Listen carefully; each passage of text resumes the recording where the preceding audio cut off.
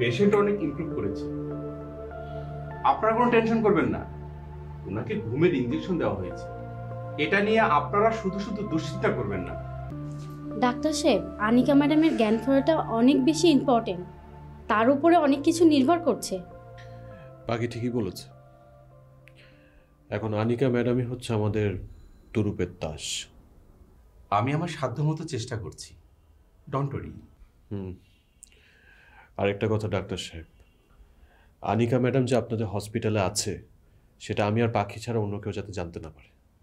পেশেন্টের নিরাপত্তা যাতে বিঘ্নিত না হয় এটা দেখার দায়িত্ব আমাদের। এটা নিয়ে শুধু শুধু আপনারা দুশ্চিন্তা করবেন না। থ্যাংক ইউ ডক্টর সাহেব, এই জন্যই তো আপনার এখানে নিয়ে আসলাম। কিন্তু আসল কথা হচ্ছে কেসটা অনেক সেন্সিটিভ, এই জন্য আপনাকে এই কথাটা বলা। স্যার, আপনার যদি জরুরি কোনো কাজ থাকে আপনি সেটা সেরে আসতে পারেন। না পাখি, আগে আনিকার জ্ঞানটা ফিরুক, ওনার জ্ঞান না ফেরা পর্যন্ত আমার শান্তি লাগে। সিস্টার আসো।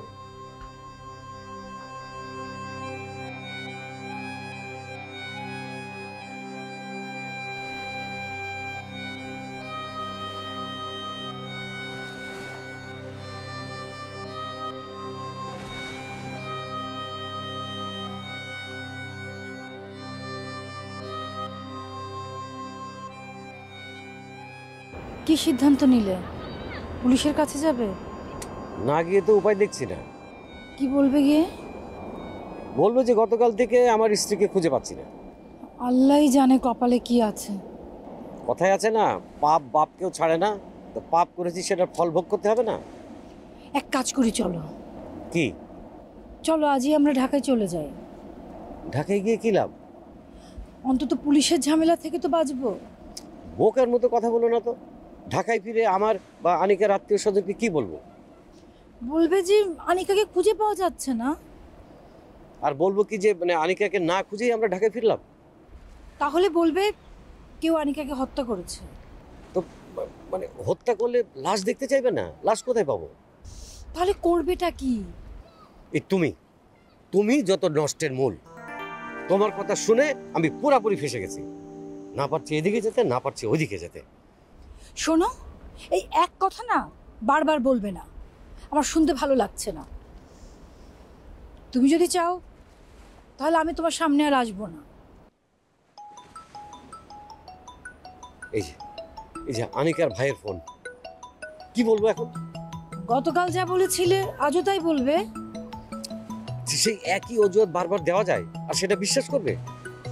তাহলে সত্যটা বলে দাও। হ্যাঁ, সত্যটা না বললে তো আমার গলায় ফাঁসির দড়ি উঠবে কি করে। আমি নিশ্চিত একটু পর আবার ফোন করবে। বাদ দাও তো, চলো সামনে যাই।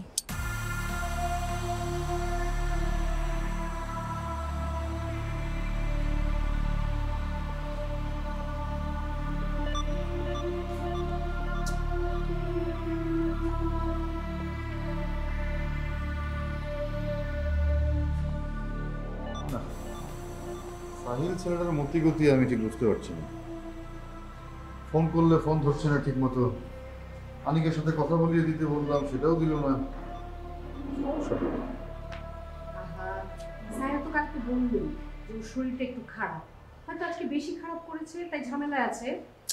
না মানে শরীর খারাপ করলে যে কেউ ফোনে কথা বলতে পারবে না এটা হতেই পারে না। তাছাড়া 2 দিন হয়ে গেল, এই 2 দিনের মধ্যে আনিকা আমাদের সঙ্গে কথা বলার প্রয়োজনই মনে করবে না।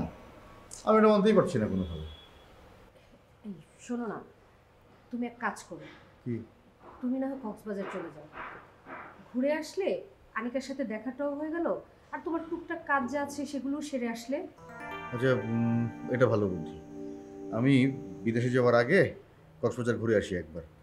আমি তাহলে সাহিলকে এখনই SMS করে জানিয়ে দিচ্ছি যে আমি আজকেই কক্সবাজার রওনা হচ্ছি। সেটাই ভালো হবে।